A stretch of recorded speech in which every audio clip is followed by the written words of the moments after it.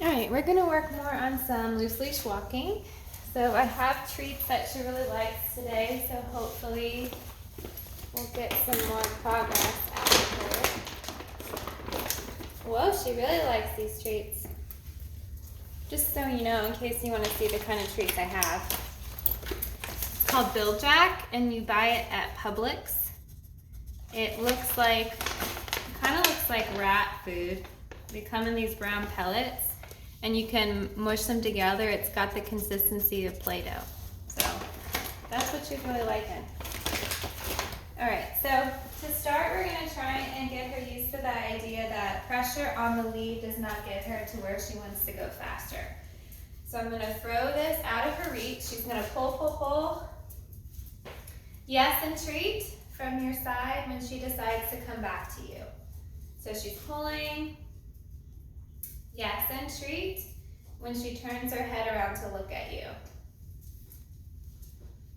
Yes, good job. And so long as that leash is loose, she can go and get those treats that she wanted in the first place. There's another one right there. So this again is teaching her tension on the lead does not get you to what you want. Slack on the lead does. Yes.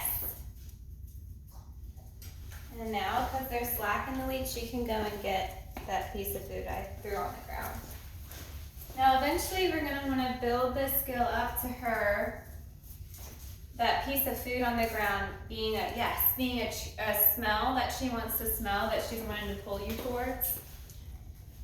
But when we're practicing this, before we take it outside, when we're practicing this, yes, we want to use food just because it's easier for us to work into a training exercise. But again, this treat I'm tossing out is eventually, yes, gonna be a piece of, not a piece of food, a smell that she's smelling outside. All right, so what happens if she stays stuck pulling on this lead and she doesn't turn around to look at you? I want you to start to do a turn with her, and that turn is turn, turn, turn, turn, turn, turn, turn, turn, turn. We're walking backwards. When we walk backwards, we're inviting the dog to come and follow us. And then when they do come at that end of that turn, we're gonna reward them. So again, she's pulling. She didn't see that. She's pulling. Turn, turn, turn, turn, turn, turn, turn, turn, turn. Yes, and treat for her coming towards us. And then because that leash is loose now, she can go and get that thing. We want to do a turn only if we've waited more than 5 seconds for that head snap back at us. So when we go outside, I'll probably be practicing a lot of turns out there. The turns allow you to get from point A to point B faster. So if you don't have the time to wait her out for that head turn back at you, you can do a turn. You can go in a big circle. Pretty much you're trying to advance forward any way you can, so long as there's not tension on that lead. It's kind of hard to understand maybe, but I hope it makes more sense in the future when I actually show you this outside. Yes, good job. Now I am working her on a slip lead. So she's feeling tension around her neck when she pulls. If you normally walk her on the collar, that tension should feel the same. If you put her in a harness, which I think is a good idea for all dogs to be in a harness, you're going to have to turn, turn, turn, turn, turn, turn, turn. You're going to have to practice this exercise with her in her harness, because the sensation of the harness being tight is going to be different than the leash being tight. And to be clear, she's the one that is administering the tension on the lead. I'm not. So I'm not yanking it like this. I'm not pulling back to create tension. I'm simply standing still, and the dog is creating the tension on her own because she's pulling. All right, so I'm gonna do this one more time. Throwing a treat out of her reach. She pulls, I wait, yes. I wait 5 seconds. She turns around to look at me, I yes and treat. From my body, when she does turn around to eat that treat, that leash is gonna be made loose again, so I'm able to go up to the thing she wanted in the first place. Good job. All right, so we're gonna practice that outside, but before we go out there, I want her to practice the typical heel work behavior. Heeling is different than loose leash walking. Loose leash walking means she can be out in front of me like this so long as the lead is loose. She can be to my side like this so long as the lead is loose. She does not have to be right up on me. With heel work, the dog is expected to be right up next to your leg. Traditionally, the dog is asked to heel on the left leg, so that's what I will practice with her. In order to keep the dog at your left leg while you're moving, you're gonna have to cue the dog to give you lots of eye contact. The eye contact that we ask for is called watch, and the way that we do watch is by taking a piece of food to the nose. We let her nibble on it, then we bring our hand up in between our eyes and we say watch as we do it. Watch, yes. Yes, and treat when she looks at you. Watch, yes. Watch, yes. Watch, yes. Watch, yes. Watch, yes. Watch, yes. Watch, yes. All right, so now that she's kind of warmed up on that, I'm going to start to apply it to the heel work. The dog is to walk on your left side. You're going to want to have your food on your left side as well. To get the dog from out in front of us to our left leg, we are going to lure them back with the food in our hand. So she's going to follow the food in my hand. So I'm going to lure her back behind my left leg, and then I'm going to turn her head in and take a step up. Yes, and treat. This is where the dog should be in the heel position, right here, right up next to you like this, all right? So again, dog is out in front of you. To get the dog to your left leg to start the heel, you're going to take a treat to the nose, lure the dog back behind your left leg, turn the head in and take a step up. Yes, and treat right there. After we're right here, we're going to immediately cue a watch. So we're going to say watch, yes. Watch, yes. Ready? Watch, yes. Watch, watch, yes, good job. And so we would keep cueing those watches. Watch, thanks, watch, good girl, yes, good job. Good job. Watch, yes, good girl. Nice work. And you can see that she's just starting to gaze at my hand as I'm walking, because she's expecting a food reward to come from my hand. And if you practice it enough, the dog will be able to walk more and more steps with you without you having to reinforce every time. So when we're first starting, yes, I'm going to be cueing a watch every step that I take. Watch, yes. If she gets out in front of you, just lure her back by your left leg again. Next, come on. Yes, good. Immediately cue a watch. Yes. Watch. Yes. Good. As she gets better and better, watch. Hey, Lennox. Yes, good girl. I'll be able to take more steps without having to treat her. Watch. Yes. So now I'm going to start to take 2 steps with her instead of just 1. Watch. Yes. Watch. Yes. Good. And then eventually I'll be able to take 3 steps and see if she can do it. Ready, next? Watch. Yes, good girl. Watch. Yes, good job. Ready? Watch. Yes. Watch. Yes, good job. So the hard part happens when we go outside. When we go outside, she's going to probably be very motivated to go and smell in the grass. I'm going to struggle with having this food reward be more valuable than her searching in the grass. This is a good lesson on distractions. We practice behaviors that are brand new in an environment like this room that doesn't have a lot of distractions in it. It's not a new place for her. She's probably already smelled all the smells in here. She comes here almost every day. So we want to practice it in a room like this when she's first starting learning.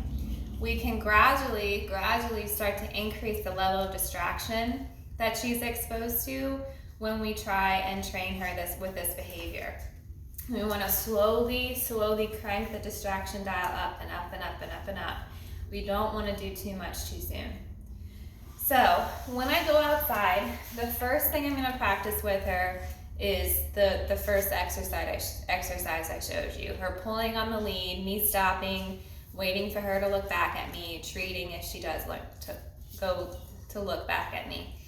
Then if she's really good at that, I'll try and do the heel work stuff. All right, so let's see how she does. All right.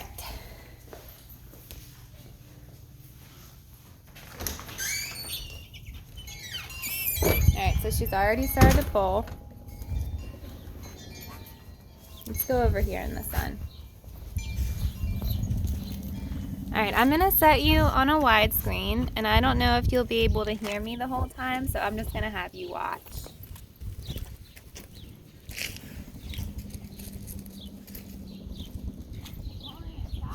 Yes, good job. She's eating, that's good. Pulling and stop.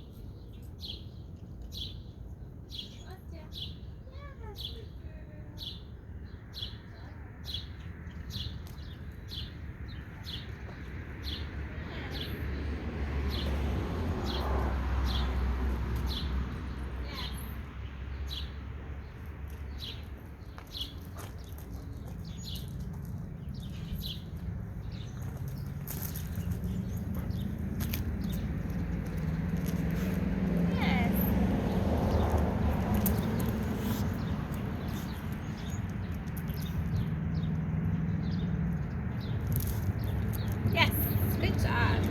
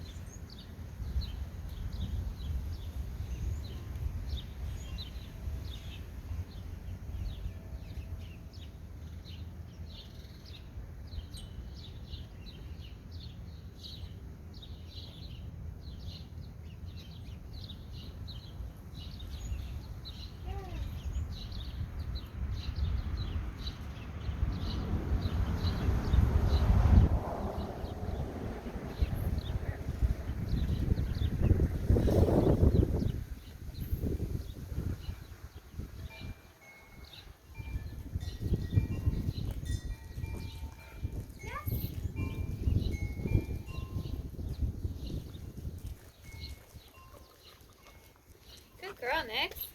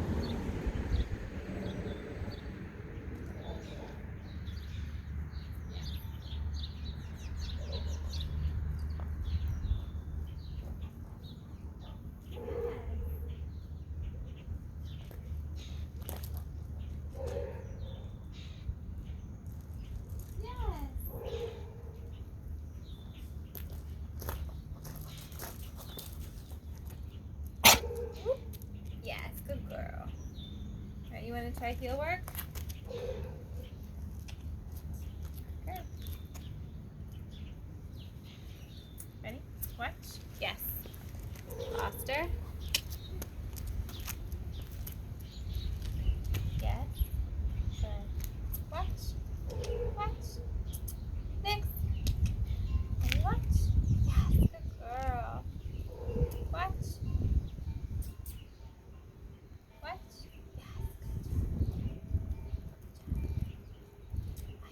Yes. Good girl. Ready?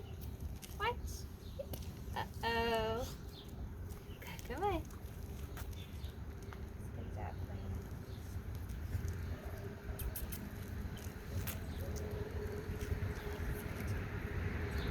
Whoops. Ready? Watch. Yes. Good job. Try some more. Watch. Yes. Whoops. Lost Jeff. Come on.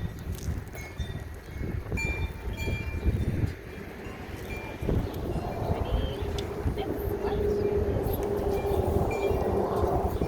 Watch. Yes. Good. Watch. Yes. Good job, babe. Ready? Let's go. Sorry.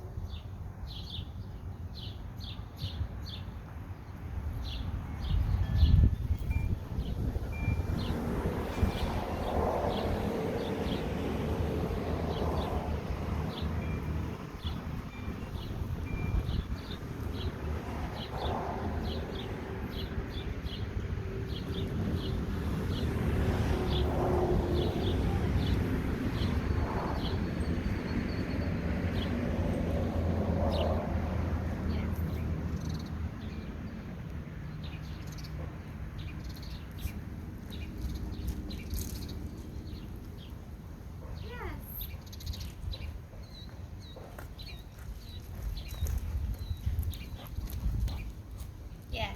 Good girl. Okay. Alright, I'm going to give her a break from this and I'm just going to let her smell. I'm going to play a game with her that she'll enjoy.